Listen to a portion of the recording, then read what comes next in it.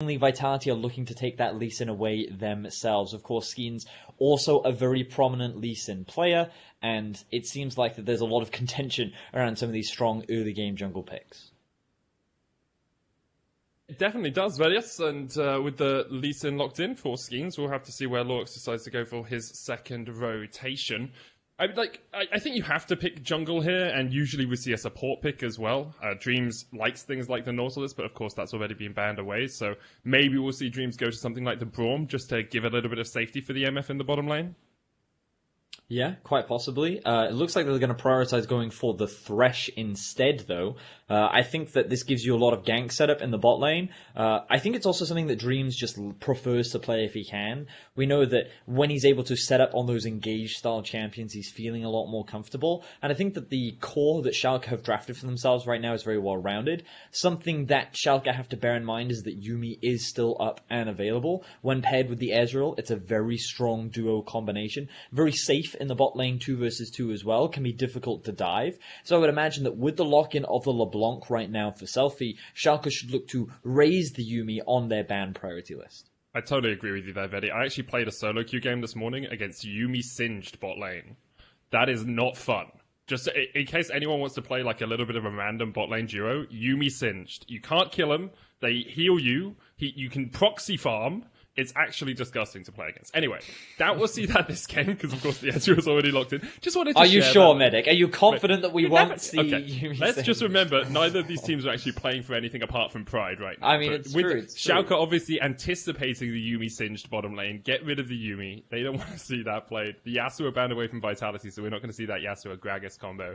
And now it's just about pinching pools. You know, you want to try and get rid of perhaps some scaling on the side of Schalke, get rid of something like an Azir, which Abonage had such a good game on yesterday. Well, I think Schalke just want to keep pinching the support pool, want to limit the good options. They may consider banning Morgana, depending on if they think the Jack Troll will actually play it. I know Morgana can be quite obnoxious in the Thresh matchup. They may also... Okay, they're going to go for an aggressive AD carry.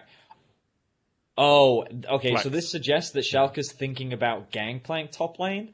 Or at least some kind of carry top lane that could be bullied by the Lucian. And of course, Cabochard... Deficio always used to say this. Cabochard was actually the original Lucian top player. He was the first one to actually bring it out. And you can see that respect coming through from Schalke. So that's going to be banned away. We're seeing another Blitzcrank. We have been seeing this crop up. We saw it banned yesterday. We saw it played yesterday. And now we're going to be seeing it picked up again by Jack Troll. The Ezreal... Blitzcrank combo, I can't say I have a huge amount of experience in witnessing, so I'm looking forward to seeing what they're able to do in this 2 versus 2. I think it's more about the poke and then the threat of a hook than anything else, right? The hook isn't intended as we'll hook someone and then burst them down and kill them. Sure, Obviously you can do that, but it's more we poke someone and then the threat of the hook is always there. Little surprised that we haven't seen an Ornn so far in this draft at all. That's true. That's very true. But perhaps these two teams have decided, let's go all out on the aggressive. Let's try and make some plays. It's going to be Jace was buffed on either 10-4 or 10-5. And is a little bit stronger than he was a while ago. So, you're right, Jace did get some buffs. There was a bit of debate around how prevalent he would become in the meta. And to be honest, I'm quite happy that we're not seeing any Ornn. It's nice, obviously both these teams know that a win here won't make a difference in the standings. They, of course, can't qualify for playoffs. So they are picking some element of comfort. Odo Omne was a big Jace player back in the day. When H2K made that big run back in 2016, Jace was one of Odo Omne's big priority picks that often had to be taken away from him because of how prevalent he was on the champion. So cool to see him back on it again. We'll see what he's able to do into the Scion. Cabochard obviously picking the Scion into the matchup, that very tanky, not sustain, but he's very obnoxious to bully out just because of the amount of HP. His actual wave clear is very good, and he's very, very safe. So I think for Vitality, a lot of this game is going to be revolved around the mid-jungle duo, but keep an eye on Jack Troll and his roams. I think the main reason you pair a Blitzcrank up with an Ezreal is because Ezreal is so safe. You can just leave him in the lane by himself. He's quite difficult to dive because of his E. And what you can then do is just allow the Blitzcrank to move around the map, look for picks, look for plays, without having to worry about the Ezreal being in any real threat. So I think you're going to see that support mid-jungle trio roaming around trying to create chaos in this early game and trying to force some skirmishes.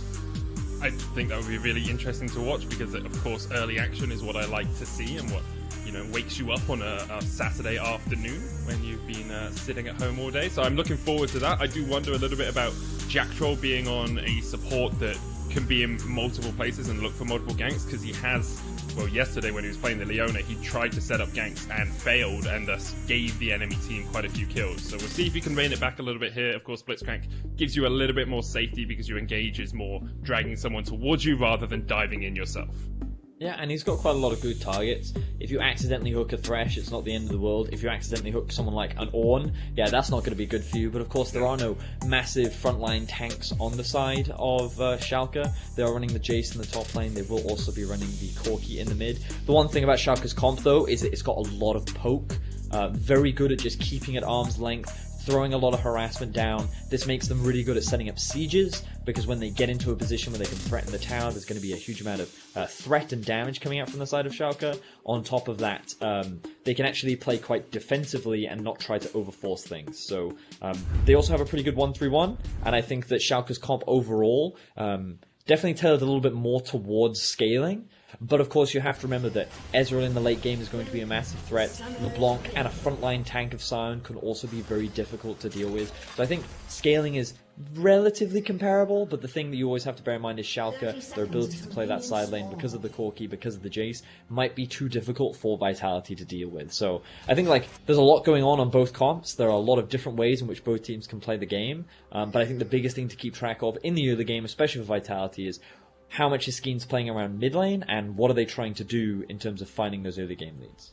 Eyes on Skeens early on. Double teleport on the side of Schalke, Abadaga and Odo1 running that, sort of leading towards the split pressure that you can get from a Jace and a Corki, where Comp hasn't got teleport, Selfie's gone for the Ignite, more aggressive in that mid lane, Kabashard has a teleport, but that means that later on in the game, Vitality will need to look for those all-in engages, otherwise they're going to get pushed out in the side lanes. Yeah, they certainly will. I think getting an early lead is really important for Vitality. You want to set up the LeBlanc to a point where Schalke can't go on side lane, because the thing about LeBlanc is if she's behind, then she obviously gets very easily bullied out, and the threat that she can have on a side lane isn't that big. However, when she's stronger, one of the things you always have to be careful of is, okay, I'm Odoamne, I'm Jace, I'm trying to push in a bot lane. I'm thinking, yeah, it's cool, I can just clear this wave. No. LeBlanc is going to come over the wall, one-shot you, and then you're going to lose your life before you are able to properly set up the wave. So I think getting the LeBlanc ahead is very important, but it's going to be difficult to do against the likes of a Corki, which is why having the pressure, being able to roam around the map and working specifically with Jack Troll to find these picks, whether it be on the enemy jungler, whether it be roams to top lane, whether it be roams to bot lane, or even trying to catch Abadage, is going to be super important for Vitality. Both junglers started on the top side of the map. Skeens went straight red into blue, whereas Lurvox is doing a full top side clear. We have seen some 3 buffs in the last couple of days. Junglers invading for that second buff early on, but I'm not 100% sure that Vitality knew that Lurvox was starting top side. So Skeens deciding he didn't want to see if he could steal away at the red buff. Inax and Doomter pushed in the bottom lane, hit that level 2 first, and it's just what you always see in bot lane, assuming the enemy laners are respectful, or that getting level 2 first means is that you maybe get rid of 1 minion or so, but the fight is going to start in the bottom lane as Jackson has hit level 2, good flash, goes in, double flash out of Dreams and Inax to get away. Nice early play there from Vitality. Being able to burn those summoner spells is extremely important, especially in the early game. We already talked about how Vitality is going to be wanting to look for these early game leads. This will enable Selfie to look for early roams to the bot lane and find some big picks. So I like the proactivity, I like the play. Skeen's taking a very aggressive jungle route to get that early level 3 and then look for a very quick gank. He's now going to pick up the bot side Scuttle Crab to provide a little bit more safety for his duo as they have to, as the wave is pushing against them. They're going to have to need that extra bit of security as Lurox is going to continue with his full clear. We'll see if Skeens is able to get around some of this vision that's been laid down by Schalke, because as you see there, he was spotted on a ward. There was a ward cleared out by Lurox on the Razor Beaks as well. So Schalke doing an okay job of understanding where Skeens is on the map early on, but he is going to get double scuttle, which means he'll have an advantage over Lurox. Yeah, so Skeens, I'm not quite sure how they got vision of the Gragas, but Vitality definitely knew he was there because they were pinging him out. I'm curious. Oh, as to whether or not they placed a ward on Razorbeaks, and then Lurox cleared it out. So okay. So Yeah. okay. They knew so he they was in saw the him area, clear yeah. Razorbeaks. They knew he had blue buff, which means that his red must have been up, and the likelihood is he's going to be on Krug. So that then gave Skeens the information and safety to move up to topside river. Here's the 3-man roam we were talking about. You can see Jack Troll hanging around the mid lane. X-Flash going in, looking for Abadage, but there's the Lantern. Really well timed by Dreams there to make sure that he was coming across to keep his mid laner safe. No summon is burnt there on Abadage, and Dreams actually stays around to make sure they can push in this wave properly. Yeah, I think this is really smart decision making from both Lurox and Dreams, because as you rightly said, the wave is in a bit of an awkward spot. Abadage needs that extra bit of safety to make sure that he can push this wave in without being threatened. If he doesn't push it in, the wave will just get frozen against him. He really doesn't want that to happen. So bringing your support and jungler into the mid lane, make sure that there's no risk of a gank from Skeens. He was obviously able to get the counter gank so that Jackdaw couldn't find a play, and yeah, Vitality they weren't happy that they weren't able to find a kill, but I think that what Schalke did was obviously very smart and helped keep their mid lane alive. And you've also, because you're isolating Inax a little bit in the bottom lane by making a play like that, there has been a CS lead developed for Comp. Now, some of that's going to be answered here by Inax. You know, he's able to farm up this wave and push it in. But Comp has gone back, got himself a Sheen. That tends to be the item support AD carries get, or Ezreals get, when they want to be a little bit more aggressive in lane, deciding they don't want to go tier first and get stacking as soon as possible. So I actually really like this itemization choice from Comp, because it means that we're likely to see more action early on. For sure. So we haven't talked at all about the top lane. Want to bring attention to the fact does it matter that much? Yeah, because I think not many people get to see a Jace versus Sion top lane matchup. That's true. Especially how obnoxious Jace can be in solo queue. I think that it's really interesting to look at what Cabochard is doing, and maybe it can help people in this match as well. So the first thing you'll notice is Cabo is actually able to get priority in this lane quite comfortably, and he's running the Comet as well. So his primary goal is he's going to land that E onto a minion. That's then going to run through Odoamne, which is going to slow him and apply that extra bit of Comet poke. So as you can see right now, that kind of combo is just going to add that extra bit of harassment. It's going to slow Odoamne. It's going to force him to disengage. Look at how little this poke is doing. You can see that Cabo did a very early base, didn't use his teleport, but actually grabbed himself early health and early armor. So his whole goal is to try and mitigate a lot of the early laning pressure that Jace likes to put out, and basically it means that this Jace isn't getting ahead, which is really important, because what we talked about so much for Schalke is they want to have these strong split pushes in a side lane, and obviously once they get that 1-2 item Trinity Force on the mid lane, I mean, you can go a variety of different items. Sometimes we see the tier first item on the Jaces in the top lane, especially if they're going for a split push build. Sometimes we'll see full lethality if they're going for a pure poke build. It looks like from his early pickaxe, he's thinking about the Manamune itemization. But either way, regardless of what direction he does go towards, once they get those items, they'll obviously be a little bit more threatening. But you don't want to allow them to build up early CS leads, which is why I think the Sion is a great pick for mitigating that advantage that Jace Comp can get. Dragon taken here, the root's going to land on Abadage as Jackdaw's come across himself. He's dead before Jackdaw can even get in there. Yeah, diving straight into a machine gun is probably not the best idea there, Selfie. So that probably wasn't Selfie's plan. I'm going to take a wild guess. This is going to make the matchup very difficult. You don't say, Benny. Yeah, because this is now going to give... I want to see Abadage now just rush a Hex Shrinker. Because the moment he gets that, like, this matchup is doomed, full of loss. She can't really harass, she can't really trade. He's actually going to go... Okay, so he just wants to rush his Trinity Force. That's fine, like, the earlier you hit that spike, the better. But let's have a look at the replay. Let's see exactly what happens here. So... he's going to land his Q. The first thing is this draws minion aggro, so notice that, right? He's then going to take the full Gatling gun. He's then going to hold onto his W because he doesn't want to get hit by the Q. And he also gets hit by every single rocket from Abadage, while also missing his initial W damage onto him as well.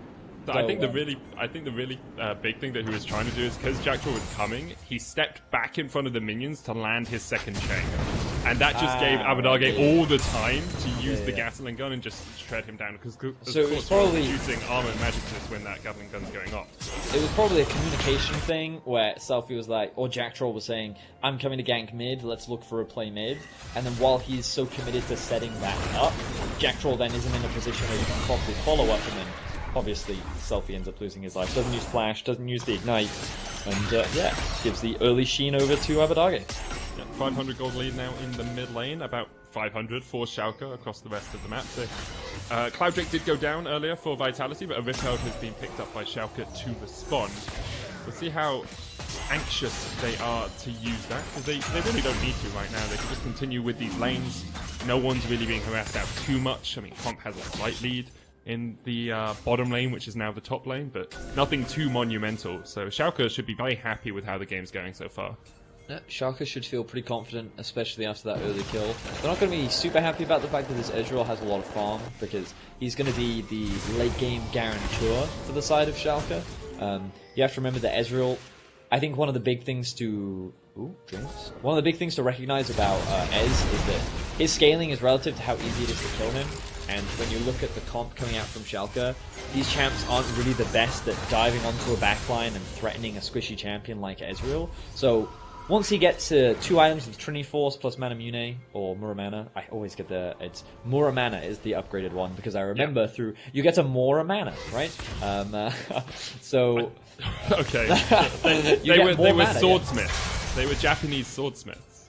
Oh, were they? Yeah, it's very famous historical Japanese swordsmiths. Mana Mune, I believe, was the apprentice of Muramana. I might be wrong on that, but I know Mana Mune was a swordsmith, so that's why it's... This is like, well, my easy way to remember it is more mana. You get more mana, okay. You get more mana from the upgrade, yeah. Okay. Anyway, we'll go with that. The point that I'm trying to make is that once Ezreal gets that, plus the Trinity Force, he's going to be really strong, and he's going to be difficult to kill with the comp that Schalke have. So it's the kind of fallback win condition for Vitality, and because they do have a Scion, a very strong tank, tanks are always valuable in the late game, naturally because of how difficult they become to kill. And one of the easiest ways to deal with a poke comp is to just hard engage, and that's something that Scion is very good at. So I don't think that Vitality is completely out of it yet. Of course, the fact that the LeBlanc is behind is not an ideal situation for Vitality to be in, but again, they're not completely out of options just yet. I'm just going to correct myself because I know I'm going to have a bunch of tweets coming in. Masamune was the name of the swordsmith. Masamune. Yeah, Manamune Masamune. So it was a lineage. Well, no, it was a very famous swordsmith, and now there's like a Masamune swordsmith prize for really good swords. Yeah. Well, do you think you'll compete? I know that you I was practice thinking about it. I mean, at home. In the time that I've had recently by myself at home, with only my teddy bears to talk to, I have been thinking of picking up a skill. Cross stitch was slightly higher on the menu because, of course, it's like surgery, but perhaps swordsmithing. Smart. Yeah, but see, like, this is the thing. I think that you're more tailored towards going a completely opposite direction, because you went from medicine to casting, to very abstract fields. You could then take another completely 90-degree turn and, go down the blacksmithing route. But I think the problem is I've been making swords, which are like scalpels, so that's too related in my opinion. You need something that doesn't relate at all to medicine. I've just remembered a random fact, by the way. I was watching a YouTube video about katanas, right? Okay. You can't actually parry with them. They're extremely fragile. Yeah, they're really fragile, aren't they? And you have to cut along a specific vector, otherwise they just don't work. Yeah, exactly. Like, they break super easily. So, like, when you see in films, like, these katana sword battles, apparently that's not realistic at all. Because with a katana, when you strike, that strike needs to kill. Like, it's a one-hit wonder kind of thing. Oh, Selfie with a good flash there in the mid lane. The hook coming out from Dreams didn't kill. But thankfully, that's not a one-hit wonder. Perhaps we should put that in League of Legends at some point. An ability you can only use once a game. And then it just instantly kills things? Yeah. You think No, but if you don't land it, it's like a skill shot. If you don't land it, and it doesn't instantly kill, you just don't get to use it again. But if you land it, you can use it again. So what you're saying is that pro players... We need Pycult with an instant kill mechanic, okay? Yeah. Look, Venius, you look through my ploy. I want Pyke to be buffed, because I'm really bad at it. It would be great if we could just have Pyke ult all the time, and they don't have to meet a health threshold. Cho'Gath ultimate, just all the time, except it just goes from 100 to 0.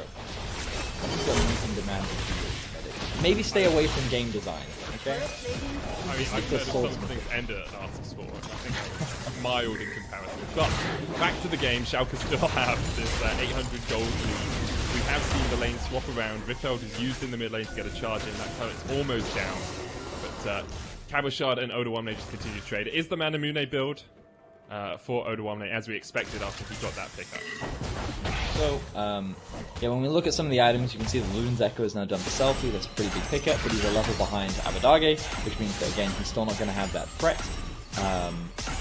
We can also see the Manamune being picked up for Comp 2. He's got a Sheen, he's going to be working towards that Trinity Force, and a lot of armor being picked up for Cabochard. I think that getting the armor boots is extremely valuable, especially against all three of the champions in Misfortune, Corki, and Jace, because they rely so much on their auto attacks. So I think that's a smart pickup and something to bear in mind when playing against AD heavy comps. And yeah, I think that right now the game is like in a fairly neutral position, but the thing that Vitality have to be concerned about is Schalke is getting much closer to that mid-game point where they can start splitting up the map more, playing through the side lanes, and it will get harder for Vitality to control that space. They need to be trying to force these fights the moment that Trinity Force is done for Comp, when they should start to feel stronger with the LeBlanc on one item, and where Sion is still relatively tanky without any strong shredding tools outside of the Gatling gun maybe on Abadage, but again, you don't expect him to have many points in that this early on into the game. So I would say that with few shredding tools, Tank's very valuable, especially at this point in the game, and Vitality should look to try and force something. Not right now, but in the near future. Well, we have seen Jack Troll and Skeens trying to team up, get through the jungle, get catches on people. Of course, quite hard to catch Abadage in a side lane because he always has the Valkyrie. He's still got his flash. In fact, everyone on Schalke has flash at the moment. So even if Jack Troll finds a good engage, expect someone to get away. He's going to step forward here. Yep, he's going to die. The hook comes out. Cast is used as well. Skeens goes down, but so does Jack Troll. Now the chase is on for Skeens. He flashes away and will retreat behind his tower. 1 for 1, both the supports die. Yep, Skeens does lose his flash for that, but honestly, Jack Troll was just in a bit of an awkward position. He could see the barrel in front of him. I'm not quite sure why he got hit by it. I don't know if he was expecting it to go off a little bit earlier and accidentally stepped up, but he took a huge chunk of damage. He then kind of zoned himself because of the slow that applied from the Q. Oh, so we'll get to have a quick look at it now. Let's have a look here. So the barrel will come out from Larux. He sees it, right? So he's standing on the edge. Yeah, he just walks back into it. Yeah, and then he just walks into it, okay. And then, so this slows him. Then he realizes that Thresh is there, so he has to get him hooked. And again, the bright side here is that Skeens and Comp are able to do enough damage to find a kill, but Skeens unfortunately has to use his flash. So, yeah, a bit of a misplay there from Jack Troll. Ends up giving away a kill that he didn't need to give over. And the only thing I'd like to see... Sorry. The only thing I'd like to see, Betty, there is the vision toggle, because I wonder if Vitality thought, well, we've got Skeens coming, we can look for a 2v3 with Jack Troll baiting just a little bit. Good flash forward there with a knockup. Abdog is going to go down. That's what you want to see from Jack Troll and Skeens. Good teaming up there from the Vitality jungler support. Yeah, we in an ideal world for Vitality, they wanted to be making these plays a little bit earlier into the game. But better late than never. They get themselves another kill onto Skeens. They should be able to convert this into a Rift Herald as well. And they're going to want to use this to break down the mid lane tower specifically. With that gone, you give a lot more freedom to the LeBlanc, because she can then start utilizing the fog of war that's created in the enemy jungle with your good pressure. So you push in mid lane, you move into enemy jungle with your jungler, you get down some control wards, and then that part of the map becomes a lot scarier, because no one wants to face check that LeBlanc because you're going to get one shot. So all Vitality now need to do is use that to break down this mid tier 1. If that's what they do, I totally agree with you, Betty. Yeah, I mean it's possible. It's not what they do, but you hope that they will do it. Especially with Abadage not having flash. Like he's a key point on Schalke's team where you can say, well, we know we can catch him out. If Selfie's able to get some vision control and catch him on a rotation or catch him as he tries to get back to lane, it's actually a really good position for Vitality. But you do need that Selfie clock ticking over, because otherwise you feel that Vitality will fall behind as the game goes on. Again, they do still have some late game options, but you know, you compare it to like Corki in the late game, Gragas in the late game, like these champions are very difficult to deal with, especially with the amount of poke that they have. Trinity Force is now done for the Corki as well, the Drake is up and available. I think this could be a big point of contention. Cabochard does have the teleport. I want to see him either push out this lane and reset to spend his gold, or just start roaming down now. Actually, I think his focus is going to be on taking down that tower. Honestly, I expected Schalke to commit a little bit harder to that Infernal Drake. I thought they were in a good position to set up for it, but the Corki actually went down bot lane to catch the wave. He's now reset. This is giving Vitality the opportunity to push in mid, secure the tower that we wanted to see them take, and now look at what they're going to be doing in the enemy jungle. Look at all this vision that they've set up. This is really scary for Schalke now, because LeBlanc could be in there, Blitzcrank could be in there, and if you face check these champions, you're going to get picked off, which is what Vitality wants to look for. Oh, Jack Troll. Yeah, he tried to hide behind him, but he gets caught out. Unfortunately, behind him though, Cabashard is about to throw the fray. Damage coming out on the top line, Selfie having to jump away. It's a good flank, but Selfie's already chunked out. He's trying to block up. Comp's going to go down as well as Schalke get another kill. Not sure how Comp was caught out from Cabashard. All on his lonesome is going to get chunked out as well. Good stuff there from Schalke. It felt like a good flank. Vitality still looking for something as Selfie lands a chain, but not going to be able to do too. Oh, he's dead. Okay. He is dead. Yeah, that looked like it was. It looked like it was okay for Vitality. And yes. Schalke just said no. Yeah, I thought the setup was good, but the key thing is the trinket. So when the replay comes up, I want to highlight how this trinket gave Schalke the information that they didn't have to be afraid.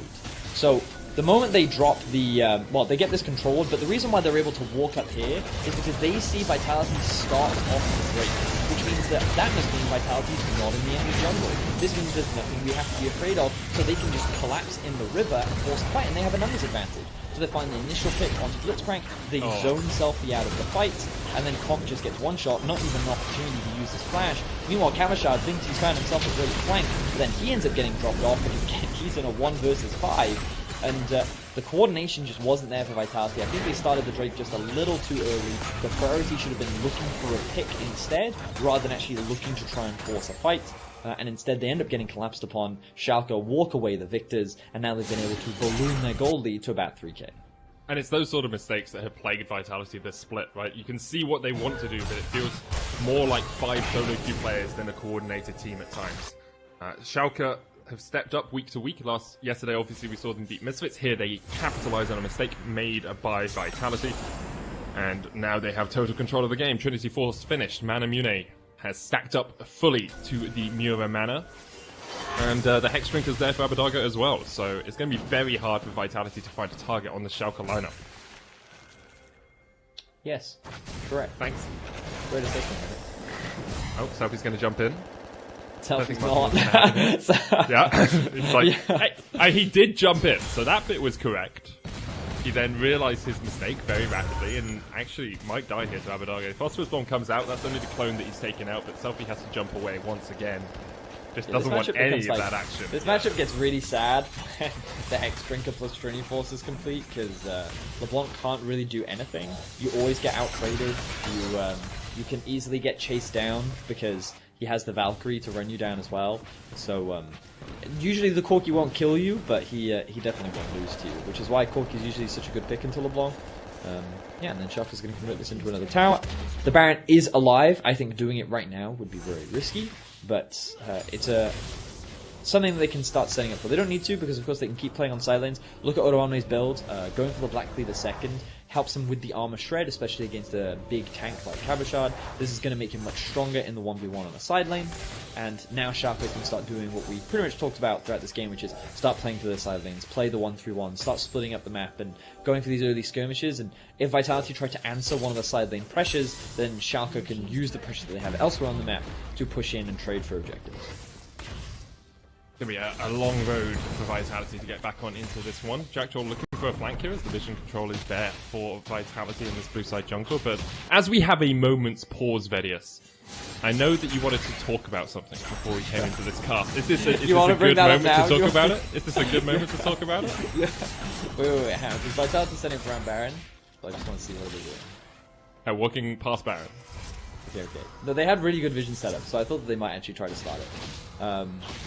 Yeah, so as we kind of enter a bit of like a neutral farming state, something that I was thinking a lot about this morning was how to effectively use a toaster. Okay. And I think a lot of people don't appreciate how challenging a toaster can be to use, right? So the reason why I bring this up is for lunch today, I made beans on toast, right? Okay. And you know the toaster has numbers as a dial, which you can set to the timer. No, that's not... Wait. It's a timer, Vedios. Are you sure it's a timer? I'm 100% sure it's a timer.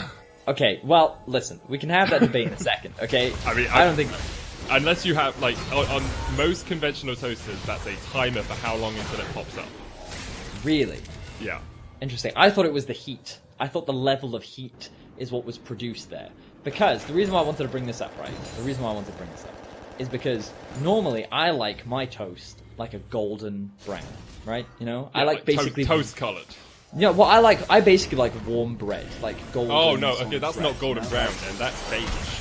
Beige at best. Beige, whatever, right? Point is, I don't like really crunchy toast. I like a little crunchy, right? A little crunchy, right?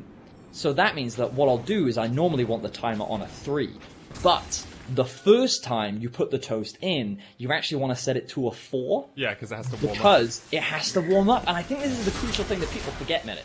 And this is the thing I really wanted to draw attention to, because so many people just go in at a 3 for the full time, and the 3 is too low. He's engaging Jack Troll's trying to get away. Jack Troll's fine. He's the kind of guy that puts a 3 on his toaster, right? And this is what I'm saying, like, you think ahead, right? Because you need time for the toaster to warm up, okay?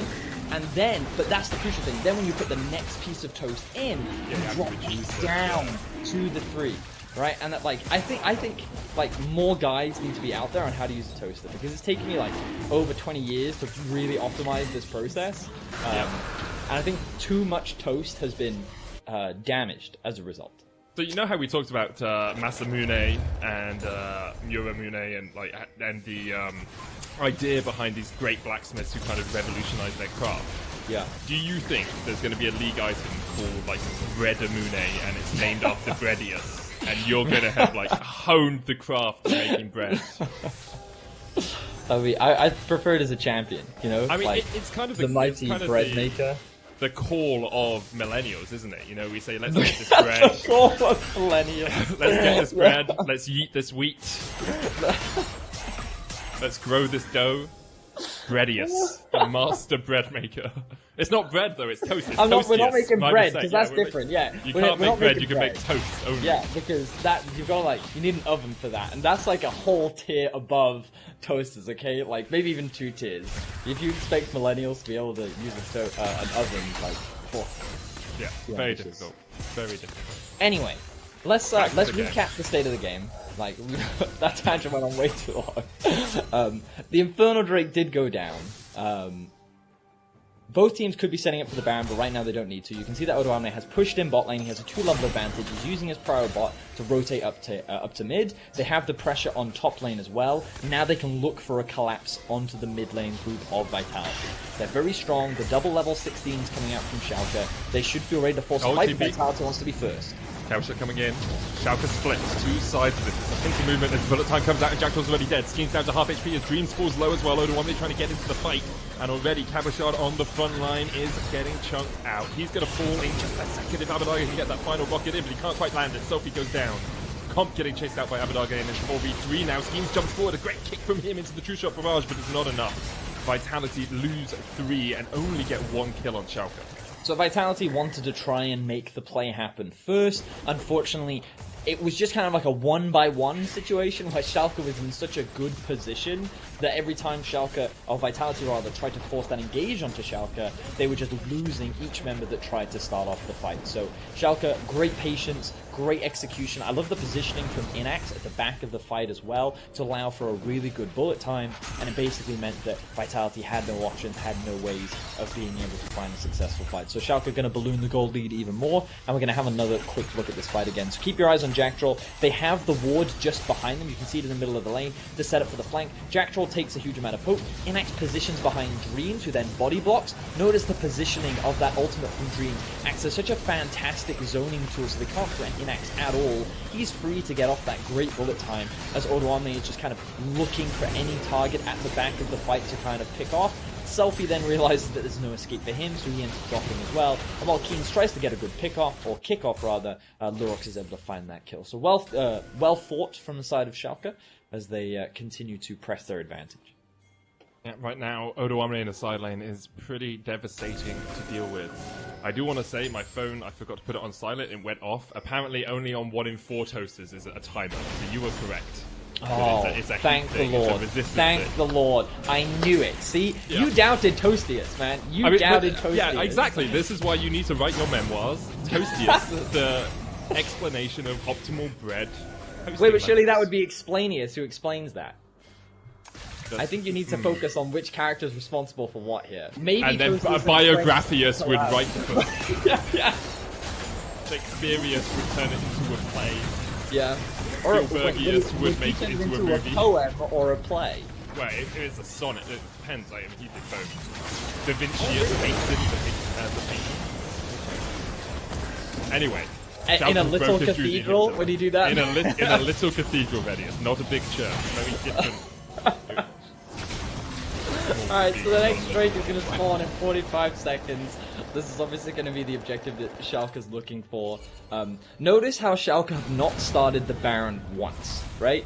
This is smart play from them because they recognize that they don't actually have anyone who can just straight up tank the Baron without taking a huge amount of damage. I think they could still take it pretty quickly, but again, their primary win condition is just playing through the side lanes. So the best case for them is focus on the Drakes, which are an easier objective to take and play around. Keep finding these successful fights and don't bother gambling the Baron until it's safe. I think that trying to overforce this objective could have been an easy way to allow Vitality to get back into the game, and Schalke just not giving them that. If a fight happens, we're going to talk about the fight, but producers have just pinged me, Vedius. And I need to read something to you. I'm going to see if this Wait, a fight's about to start. Oh, hook lands on the fake selfie. Is that catfishing if it's a fake selfie? Pretty sure it is. I don't think it is. I don't think it is. Looking for the hook. Here's the cabbage on Odo. It's going to play selfie from the side. Lands it there for Odo to get out. Dragon's going to go down. That is the soul across here. I'm just going to read this to you. The timing is all down to the toaster's bimetallic strip, two pieces of metal which heat up and expand so it begins to curl under the stress. The purpose of the dial is to dictate how far it can curve before the toast is ejected. So technically, it is both a measure of heat and time. Oh, interesting. So the producer sent us that. So Depper, who is organising the show, who is making everything run, messaged that to me during the game. Gotta give the guy credit. Yeah, credit to him. That's multitasking at its finest. Truly caring about the product, making sure that we get the most pivotal toaster information to the public at all costs. So, Merrick, if you would if you wouldn't mind, could you please again reinstate what the timer truly indicates on a toaster for our fans? Okay, so the timer itself indicates. Yeah, so the timing is down to a bimetallic strip in a toaster. The two pieces of metal heat up and expand and then curl under the stress, right? Okay. The dial indicates how far that bimetallic strip can curl before the toast is ejected. So it's the heating up of the strip to a certain curvature and then bouncing out or being ejected by the toast. So it's technically a timer, but also a measure of how much heat has gone through that bimetallic strip. That's interesting. That's interesting. It's a shame that it doesn't just tell me how burnt my toast is going to be. Anyway, a fight is happening in the bot lane. Jackdaw misses the hook. Lands his ultimate. The older one is going to go down as well. 1-for-1 so far. There's Selfie and the force off to the bottom side of this fight. Lorx goes low, but he's got Sonya to keep him alive. Cabochard in the bush. Yeah, that's not the easiest place to get out of. Sadly, a sign is a little bit too large to dodge in that hook. Selfie jumps in, he dies. Dream's going to go down as well. I think the Ignite is ticking on him. Not quite enough damage. Dream survives now. Schalke will push in 4 members strong against the 2 surviving players from Vitality. This has been pretty much a dominant game from Schalke. Vitality tried early on, but ever since Schalke got towards the 2 items on Corki, 2 items on the Jace, it's been pretty difficult for Vitality to do anything about it. Yeah, pretty much. Vitality in the early game couldn't find any successful picks. They also, dying 1v1 in the mid lane was definitely very detrimental to Vitality's primary early game win conditions. You can also see here a collapse trying to come out towards one of the side lanes. This is something that, you have to kind of try against split push comps, because if you just leave them to their own devices, they're just going to take away your whole base. But Schalke was in a position to be able to collapse. So the rest of Vitality end up dropping, because obviously they're weaker at this point in the game. And really like what Dreams ends up doing. He's able to get the flay off, right? He then levels up after finding that kill. Is able to land the lantern onto himself, which gives him a shield big enough to protect him from the Ignite. So an element of luck, an element of skill, all coming together to enable Dreams to survive. So, great stuff from him. You're about to hit me with a Frost just tweeted at us and said, "You morons, my toaster doesn't go to 20 minutes, it's heat, not time." I mean, that's what I think. I always thought. Okay, I want to say, an egg timer doesn't go to 20 minutes either, but that is still time. Like, Yeah. because it doesn't have a large enough size to go to whatever time you want. A clock doesn't go above 24 hours, but it still measures time. Anyway, I actually heard Foscurin in the background. Yeah. Anyway, Schalke at the Baron, setting up. They've got total control of this because Odo can just push in a side lane. He's got teleport. He's being matched by Kabashad, who has teleport, but this should be pretty easy for Schalke. There's the 1-3-1 that we talked about, Abadage in the top lane. I mean, at this point, Schalke should just be able to end the game, right? Like, they are so overwhelmingly ahead. Like, there's you know, playing it safe, playing it cautiously, and then I think there's too much respect. And I think Schalke right now are showing a little too much respect to Vitality because they are honestly they're so insanely strong. That Jace is level 18 and has 4 items. And like the longer that you draw the game out, the harder it actually gets to end because obviously the enemy team also then gets levels and they also get gold. So I mean, yeah, comps at 4 items as well, right? Like the thing is, right? Like they should safe, and you can really dominate a fight. Schalke should start playing through 2 lanes now rather than 3 because bot lane is constantly pushing, and all they need to do is if they keep pressure on 2 points, that bot lane will inevitably push, which means that you will always have numbers advantage unless this happens. Being caught out, yeah. Yeah. Oh, teleport's coming in by Kabashad as well. Selfie's being caught out by himself. He's going to go down 1-for-1 trade so far as Jackdaw looks for Odo Womne. Lorox is there. The rest of Vitality trying to meet up with Kabashad, who's kind of a little bit on his lonesome, but look at the damage coming out from the shot blast. Lorox pops his stopwatch. Odo Womne's going to get chunked out by the True Shot Barrage as Comp jumps forward. Kabashad, that was a face plant. Not sure that was what he meant to do. Decimated Smash is going to hit again, but Comp takes a bit of damage from the shot blast. And Kabashad will fall. Hex Flash used by Jackdaw to get to safety, but Vitality with super minions pushing on the Nexus now should at least be able to either take the Baron or take another inhibitor. Who are they going to have to? I mean, they should be able to. They should be able to. Of course, they've got is still alive. Carries here, basically. Yes, they do. Right, they're starting off with Baron. Where's Skeet now? He's stuck bot lane. He's not going to be able to get there in time. Schalke's securing the Baron. They should be more. Of course, the Elder Dragon is now alive. They're probably going to want to get that as well. So you sound kind of disappointed by that, Medic. Well, because I was like, we can't keep talking about Toast, Medic. Like, we've talked about Toast too much, and I'm like, I'm running out of topics, I'll be honest. Like, next game, I had some more owl facts prepared, but I don't want to use them now, because I'm like, we gotta save that material for later. I was like, well, I'm hoping they're in the game soon, because if we keep talking about Toast, I'm gonna get a written report, and be like, yeah, here's the problem, Medic. Right, you've now enlightened the audience that you prep some of this stuff beforehand. They were giving us leeway because they're like, oh, they're just making it up on the fly, you know? But no, apparently, okay. I mean, if you think we prepared this conversation in advance, you're giving us far too much credit. Far too little. Okay, here, knows the Vitality in the book. Okay.